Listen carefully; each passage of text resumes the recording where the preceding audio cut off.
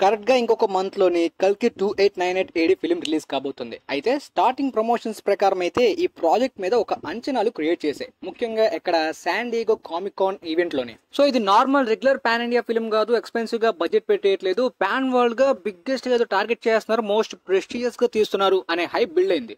అప్పుడు అందరి hopes and target అనేది కేవలం పాన్ ఇండియాగా ఎంత అచీవ్ చేస్తుందని కాదు, పాన్ వరల్డ్ గా ఎంత వరకు రీచ్ అవుతుందని చెప్పి. దాంతో చాలా మంది థ్రిల్లర్ ని కూడా ఎగ్జాంపుల్ గా తీసుకుని చాలా హోప్స్ అండ్ హైప్ అయితే కల్కి మీద ముఖ్యంగా ఫిలిం లవర్స్ పెట్టుకున్నారు.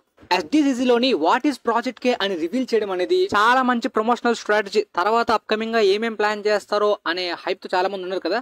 మరి ఇప్పటి వరకు వాళ్ళు ఎంత వరకు అచీవ్ చేశారు, ఇంకొక నెల రోజుల్లో అయితే మాత్రం ఎంత వరకు టార్గెట్ చేయాలి, అసలు గ్లోబల్ గా ఈ ఫిలిం రీచ్ అవ్వాలంటే కొన్ని రూల్స్ ని తప్పకుండా ఫాలో అవ్వాల్సిందే.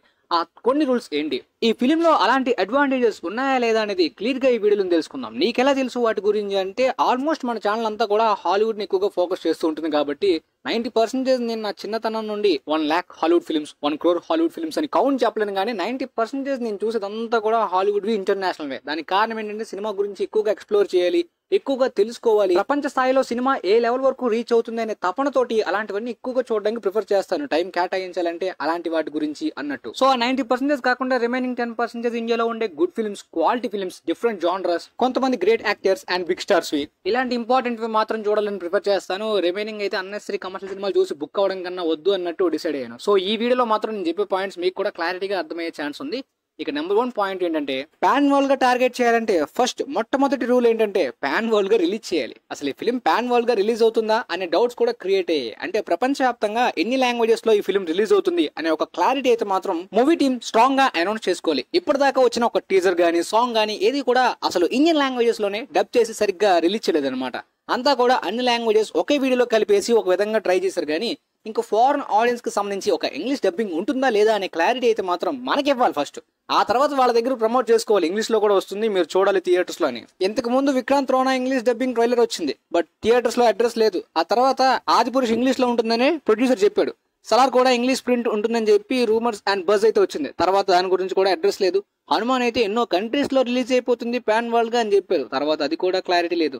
అయితే ఇప్పుడు ప్రెసెంట్ కంగువా, కల్కి, upcoming Ramayan trilogy and Rajamouli, Mahesh Babu SSMB 29th film ఇవి మాత్రమే పాన్ వరల్డ్ అనే అన్ని లాంగ్వేజెస్ లో అంటున్నారు. మరి తర్వాత అవి కూడా రిలీజ్ చేస్తారో లేదో తెలీదు. ఈవెన్ కన్నప్ప కూడా పాన్ వరల్డ్ గా ఇంగ్లీష్ లో డబ్బింగ్ అవుతుందని చెప్తున్నారు. పాన్ వరల్డ్ గా రిలీజ్ చేయకుండానే మై నేమ్ ఇస్ ఖాన్ గానీ, దేవదాస్ గానీ, దాంతో పాటు డాన్ ఫిలిం గానీ, థ్రిల్లర్ గానీ, 3 Idiots గానీ, పీకే గానీ, ఇలా కొన్ని ఫిల్మ్స్ అయితే మాత్రం గ్లోబల్ గా రీచ్ అయ్యాయి అనమాట. బట్ కొన్నిటికి అలా సాధ్యమైందని ప్రతి ఫిలిం కి అలా జరగదు. హిందీ లాంగ్వేజ్ కొన్ని ఇంటర్నేషనల్ కంట్రీస్ లో కూడా పాపులర్ కాబట్టి అక్కడ డబ్బింగ్ చేయకపోయినా పెద్ద ప్రాబ్లం ఉండదు, బట్ తెలుగు లాంగ్వేజ్ తప్పకుండా చేయాల్సిందే. So first rule dubbing clarity ఇచ్చేసారు అనుకుందాం. ఇప్పుడు సెకండ్ రూల్ ఏం ఫాలో అవ్వాలి, ఫారెన్ ఆడియన్స్ కి చెప్పాలి, అంటే వాళ్ళకి తెలిసేలా చేయాలి. మాకంటూ ఒక కల్కి అనే ఒక సినిమా ఉంది, అది ఈ టైంలో రిలీజ్ కాబోతుంది, మీరందరూ కూడా చూడడానికి ఎందుకు యాంటిసిపేట్ అవ్వాలి అనే టైప్ లో ఒక ప్రమోషనల్ స్ట్రాటజీని ఫారెన్ లో అప్లై చేయాలన్నమాట. ఎగ్జాంపుల్ గా శాన్ డియేగో కామిక్ కాన్ ఈవెంట్ లో ఫిలిం ని ప్రెజెంట్ చేయడం.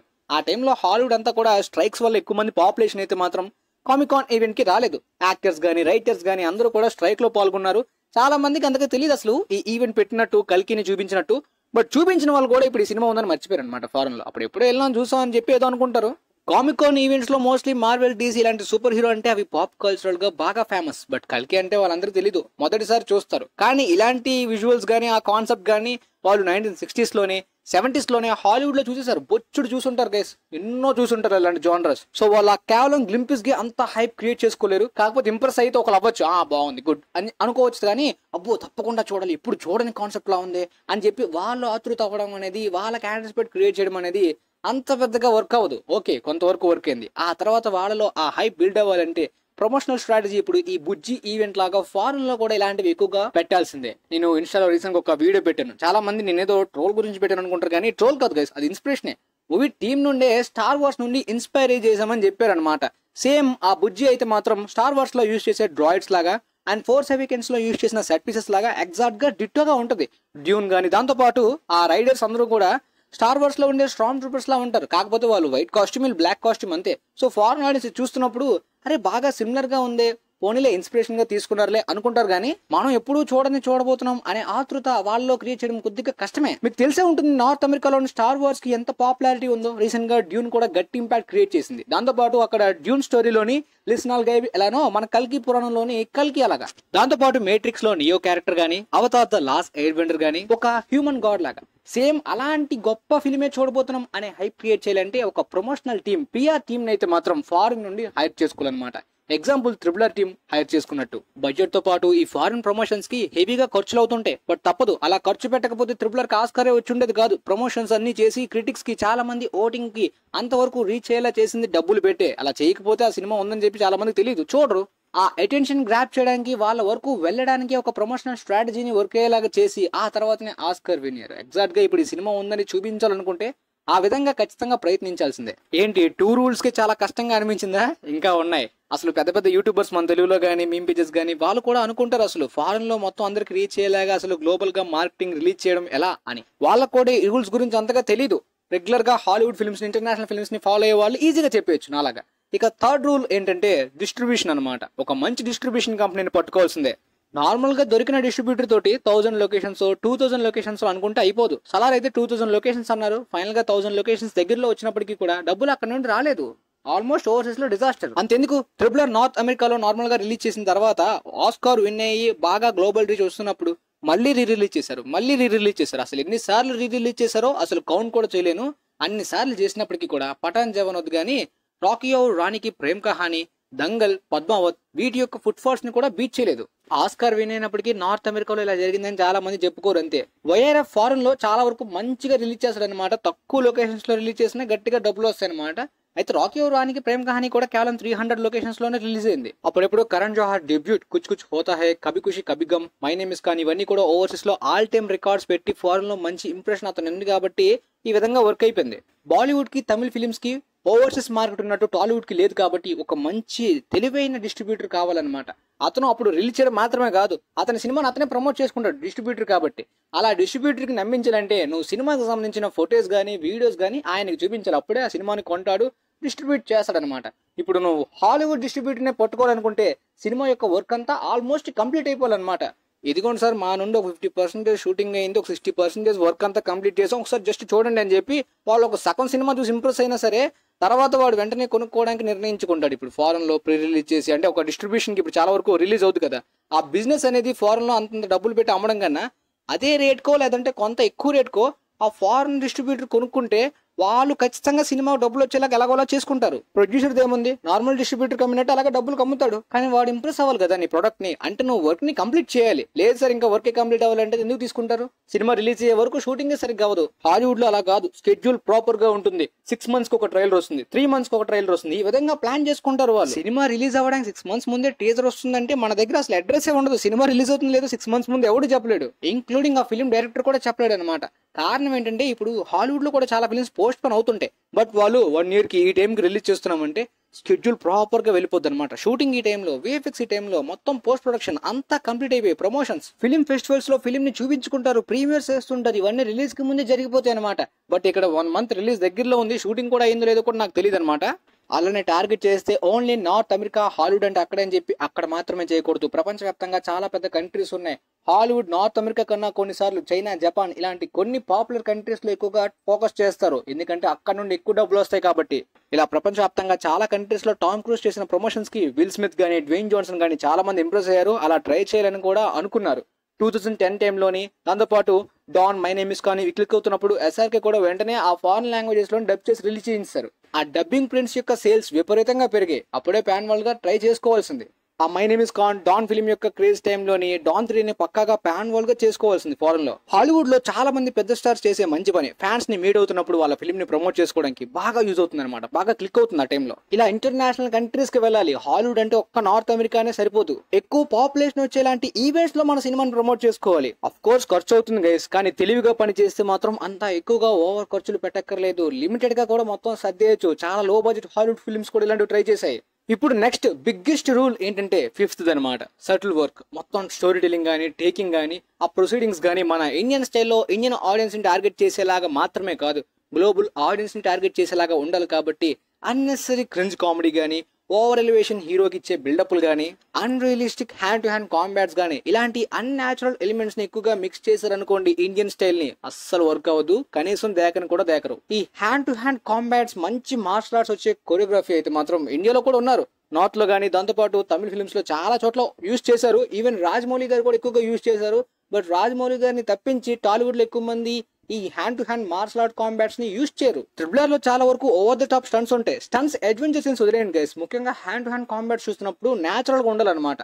అది ఇంపాక్ట్ ఇస్తుంది. హీరో 100 మందిని 1000 మందిని అసలు ఏమి అవ్వకుండా కొట్టేస్తే సరిపోదు. హీరో కూడా తన్నులు తినాలి. అలాంటి నేచురల్ గానే ఉండాలి. ట్రిపుల్ లో ఆ రామ్ చరణ్ ఎంట్రీ సీన్ చూడండి. అలాంటిది అయితే మాత్రం టాలీవుడ్ లో బెస్ట్ ఫైట్ సీన్ అంటే నాకు అదే. అలానే వార్ ఫిల్మ్ లో ఆ ఇంట్రో ఫైట్ గానీ, దాంతోపాటు ట్రిపుల్ ఇంట్రో గానీ, రీసెంట్ టైమ్స్ లో పఠాన్, జవాన్ ఈ ఇంట్రో ఫైట్స్ ని మీరు చూసినట్టయితే ఫారెన్ టీమ్ తోటి మార్షల్ ఆర్ట్స్ కాంబాట్స్ తోటి వచ్చి కొరియోగ్రాఫ్ చేశారు కాబట్టి వాటికి మంచి అవుట్పుట్ వస్తుంది అనమాట. Mission impossible, dead reckoning, John Wick 4 లాంటి ఫిల్మ్స్ తోటి పఠాన్ ఫిల్మ్ అయితే international best stunt action choreography ఆ కేటగిరీలోని అవార్డ్స్ కి నామినేట్ అయింది. దానికి కంప్లీట్ క్రెడిట్స్ ఆ యాక్షన్ డైరెక్టర్ క్యాసీ ఓనీల్, అలాంటి ఫారెన్ యాక్షన్ డైరెక్టర్ తీసుకోవాలి. ఇప్పుడు నెక్స్ట్ టార్గెట్ ఏంటంటే విఎఫ్ఎక్స్. మీరు అనేయచ్చు హాలీవుడ్ ఫిల్మ్స్ అంటే వాళ్ళు 1000 కోట్ల బడ్జెట్ పెడతారు బ్రో, అందుకనే వాళ్ళకి అలా వస్తుంది, మనకుంటే మనం పెట్టేస్తే మనకి వచ్చేస్తుంది, ఇలాంటి భ్రమలో బ్రతుకుతుంటారు. మీరు రియాలిటీకి రావాల్సింది. రీసెంట్ గా గాడ్జిల్లా -1 కేవలం 150 crore బడ్జెట్ లో పెట్టారు. ఆ విఎఫ్ఎక్స్ కి ఆస్కార్ విన్ అయింది హాలీవుడ్ ఫిల్మ్స్ ని బీట్ చేసి. ఆ ఇంగ్లీష్ సినిమాలు గాడ్జిల్లా, కాంగ్ వాటి ఫిల్మ్స్ కి విఎఫ్ఎక్స్ ఇవ్వలేదు. అలాంటి జపాన్ వాళ్ళు అంత లో బడ్జెట్ లో విన్ అయ్యారంటే చూసుకోండి, బడ్జెట్ ఇంపార్టెంట్ కాదు. రీసెంట్ గా క్రియేటర్ అనే ఫిల్మ్ వచ్చింది హాలీవుడ్ లో, వాళ్ళు కూడా కేవలం 450 crore బడ్జెట్ దగ్గరలోనే తీశారు. వాళ్ళు యూజ్ చేసిన కెమెరా కూడా 25 lakhs ఎంతో అని విన్నాను. చాలా తక్కువ బడ్జెట్ లో ఆ సెట్స్ గానీ, విజువల్స్ మీకు ఎక్కడ కూడా డౌట్ రానట్టు ఉంటుంది. ఇలా చాలా ఎగ్జాంపుల్స్ ఉంటాయి అనమాట. విఎఫ్ఎక్స్ రీసోర్సెస్ అయితే మాత్రం చాలా తెలివైన విఎఫ్ఎక్స్ ఆర్టిస్ట్ ని పట్టుకుని ఒక తెలివైన ప్రాసెస్, అంటే దాంట్లో చాలా ప్యాషనెట్ గా ఉండాలి గైస్. ముఖ్యంగా మేకర్స్ అయితే మాత్రం చాలా ప్యాషనెట్ గా, చాలా నాలెడ్జ్ ఉన్న వాళ్ళు అయితే మాత్రమే దాన్ని అచీవ్ చేయగలుగుతారు అనమాట. మీరు తీస్తున్న సినిమాని అంత ప్రేమించారనుకోండి, ఆ ప్రేమకి మీరు ఆ ప్యాషన్ కి ఆ ఎఫర్ట్స్ పెడితే మీకే బడ్జెట్ మిగులుతుంది. ఎంత ఎక్కువ బడ్జెట్ పెట్టకుండా తక్కువ బడ్జెట్ లో కూడా హాలీవుడ్ రేంజ్ విఎఫ్ఎక్స్ ని, హాలీవుడ్ విఎఫ్ఎక్స్ ఆస్కార్ విన్నే రేంజ్ లో కూడా మీరు అవుట్పుట్ ని జనరేట్ చేయగలుగుతారు. కామెంట్స్ లో సింపుల్ గా నువ్వు వెళ్ళి తీసేబయ్యా అని మీరు అనేయచ్చు. కాకపోతే ఇప్పుడు నా పొజిషన్ వేరు, నాకు అలా బడ్జెట్ పెట్టే ప్రొడ్యూసర్ ఉండరు, నా పరిస్థితులు వేరు. నాగేశ్వన్ కి డైరెక్టర్ కి ఒక అవకాశం ఉంది. వాళ్ళ మామయ్య దత్ గారు ఎంత అడిగితే అంత బడ్జెట్ పెట్టడానికి ఇప్పుడు ఈ ప్రాజెక్ట్ కి రెడీ అయ్యారు. అలాంటి వాళ్ళు మనకు ఉండరు. ఒకవేళ మామయ్య ఉన్నా కూడా మనకు అంత నమ్మి పెట్టడు. ఇలా ఇండియాలో ఎన్నో కోట్ల మంది పాపులేషన్ లో చాలా మందికి ఇలాంటి ఛాన్సెస్ ఉంటాయి. ఎంతో మంది ప్రూవ్ చేసుకుంటారు అనమాట. గ్లోబల్ గా అంతన్నిట్లో కూడా డామినేట్ చేసి ఉండేవాళ్ళం. అలా చాలా మందికి అవకాశాలు లేక మిగిలిపోయారు. అలా సినిమాని క్రిటిసైజ్ చేసి రూల్స్ మాట్లాడుతూ జడ్జ్ చేస్తున్నప్పుడు, ఇన్ని రూల్స్ మాట్లాడే బదులు నువ్వు వెళ్ళి సినిమా తీసే, ఇప్పుడు మనం హోటల్కి వెళ్తాం బాగాలేదంటే నువ్వు వెళ్ళి ఉండే, ఇలాంటి వర్డ్స్ యూజ్ చేయకూడదు. మనం పెట్టే డబ్బులకి మాట్లాడే రైట్ మనకు ఉంటుంది అనమాట. ఎన్నో ఫిలిమ్స్ ప్రపంచవ్యాప్తంగా చూస్తున్నాం కదా, అదే చూసుకోవచ్చు కదా మనం డబ్బులు పెట్టి. మన డబ్బుల్ని టైంని వేస్ట్ చేసి ఇది ఎందుకు చూడాలి అనే రైట్ మనకు ఉంటుంది, అడిగే రైట్ ఉంటుంది. నువ్వు ఏదైనా ఒక బైక్ కొనాలన్నా, కార్ కొనాలన్నా, మొబైల్ కొనాలన్నా సరే, మన వాళ్ళు, మన రిలేటివ్స్, మన కులపోలు అని ఇప్పుడు కూడా చూడలేం. మనకు కావాల్సింది క్వాలిటీ. మనం పెట్టే మనీకి కావాల్సిన క్వాలిటీ వస్తేనే మనం సాటిస్ఫై అవుతాం. కాబట్టి ఇది మన లాంగ్వేజ్ సినిమా లేదంటే మన కంట్రీ సినిమా అనే సింపతి కొంతవరకు మాత్రమే చూపించగలను. అలా అన్నిటికీ చూపిస్తే నా డబ్బులన్నీ హోల్ అయిపోతాయి అనమాట. కాబట్టి నేను అంత రిస్క్ చేయలేను. చిన్నప్పుడు చాలా మంది ఇండియన్ కార్టూన్స్ కన్నా foreign cartoons, Ben 10, Tom and Jerry వీటికి ఎక్కువగా ఎడిక్ట్ అవుతారు. క్వాలిటీ డిమాండ్ బెట్ అనమాట. సో ఇవన్నీ రూల్స్ ఫాలో అయిన తర్వాత కూడా ఒకవేళ సినిమా రిలీజ్ కి ముందు హైప్ జనరేట్ చేసుకోలేకపోయింది బ్రో, అయిపోయింది ఏదో అయిపోయింది అనుకుంటే మాత్రం ఆ తర్వాత ఆఫ్టర్ రిలీజ్ కూడా వర్డ్ ఆఫ్ మౌత్ ద్వారా చాలా వరకు స్ప్రెడ్ అయ్యే అవకాశం ఉంది. దేవదాస్ ఫిలిం రిలీజ్ అవ్వక ముందేమో కానీ రిలీజ్ అయిన తర్వాత ఎంపైర్ మ్యాగజైన్ లో ఆర్టికల్ వేసిన తర్వాత చాలా మంది ఫారెన్ యాక్టర్స్ వెళ్ళి చూశారు. మన ఇప్పుడు మార్వెల్ యాక్టర్ లోకి టామ్ హిడిల్స్టన్ అయితే మాత్రం నాకు ఇండియన్ గానే ఎస్ఆర్కి గుర్తు వస్తుందని చెప్పి ఒకసారి అన్నారు. ఆయన మొట్టమొదటిగా చిన్నప్పుడు దేవదాస్ ఫిలిం ని థియేటర్స్ లో చూసి నా all time favourite films list లో ఉంటుంది, నేనైతే మాత్రం అది చూసి మెస్మరైజ్ అయిపోయాను, ఏదో ఒక వండర్ ని చూసిన ఎక్స్పీరియన్స్ ఇచ్చిందని చెప్పి అన్నారు. అలా చాలా మంది వరకు కూడా ఆఫ్టర్ రిలీజ్ కూడా కల్కి వెళ్ళే అవకాశం ఉంటుంది. సినిమాలో మ్యాటర్ ఉందనుకోండి, చాలా మంది ఆర్టికల్స్ కానీ వర్డ్ ఆఫ్ మౌత్ కానీ మాట్లాడుకున్నారు అనుకోండి, ఆ తర్వాత పెద్ద పెద్ద డైరెక్టర్స్, యాక్టర్స్ కూడా వెళ్ళడానికి ఇష్టపడతారు. ట్రిపులర్ ని చాలా మంది నెట్ఫ్లిక్స్ లో అలానే చూసి ట్వీట్స్ చేశారు.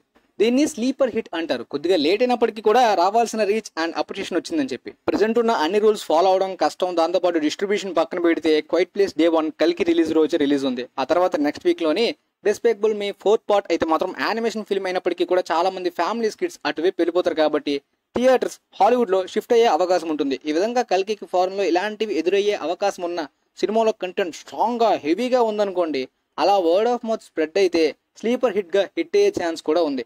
ఒకవేళ థియేటర్స్ లో కూడా అది కుదరలేదు అనుకోండి, ఓటీటీలో కూడా కొంతవరకు ఉంటుంది. ఓటీటీ కూడా అవ్వలేదు అనుకోండి, మరి ఇంకేం చేయలేరు. ఈ రూల్స్ అయితే తప్పకుండా ఫాలో చేయాలి గైస్, అప్పుడే ఎంజాయ్ చేయగలుగుతారు అనమాట. ట్రిపుల్ అయిపోయింది ఓటీటీలో అంటే దానికి కారణం ఏంటంటే ఆ కేటగిరీ, అంటే ఎగ్జాంపుల్ గా ఆ ఇండియన్ స్టైల్ పీరియాడిక్ గా ఆ స్లేవరీ ఆ కల్చర్ అంతా కూడా ఫారెన్ ఆడియన్స్ ఎక్కువగా చూడలేదు అలాంటి సినిమాలు. మన ఇండియాలో బొచ్చుడు చూసుంటాం, రాజన్న గానీ సైరా గానీ ఇలాంటి ఎన్నో చూసి ఫ్రీడమ్ ఫైట్ ఫిల్మ్స్ అలిసిపోయాం. కాబట్టి స్టోరీ పరంగా ట్రిపుల్ మనకి రొటీన్ గా అనిపించినప్పటికీ రాజమౌళి గారి టేకింగ్ గానీ ఆయన ఆ స్టోరీ టెలింగ్ గానీ ఇద్దరు స్టార్ హీరోస్ మధ్యన ఆ ఎమోషన్స్ ఆ క్యారెక్టర్స్ ని చూపించే విధానం ఇవి బాగా ఇంప్రెస్ చేశాయి. బట్ ఫారెన్ ఆడియన్స్ కి ప్రతి ఫ్రేమ్ కూడా కొత్తగా ఫ్రెష్ గా ఏదో ఇప్పుడు చూడని సినిమా చూస్తున్నాం అనే టైప్ లో ట్రిపుల్ అయితే మాత్రం రీసెంట్ గా వాళ్ళకి అట్రాక్ట్ అయింది. బట్ కల్కిలో అలాంటిది అవుతుందంటే ఖచ్చితంగా చెప్పలేం. మరి చూద్దాం ఏమవుతుందో. ప్రస్తుతానికి మీకైతే ఇవి క్లారిటీగా అర్థమయ్యాయి. నెక్స్ట్ పాన్ ఇండియా ఆడియన్స్ ని టార్గెట్ చేయాలంటే ఒక ఫిల్మ్ పాన్ ఇండియాగా సక్సెస్ అవ్వాలంటే ఎలాంటి రూల్స్ ఫాలో అవ్వాలో ఆ పాన్ ఇండియా రూల్స్ గురించి మాట్లాడుకుందాం. వీలైతే ఈ వీడియో మీ ఫ్రెండ్స్ లో ఉన్న వాళ్ళకి కూడా షేర్ చేయండి, యూజ్ అవ్వచ్చు. And thanks for watching guys.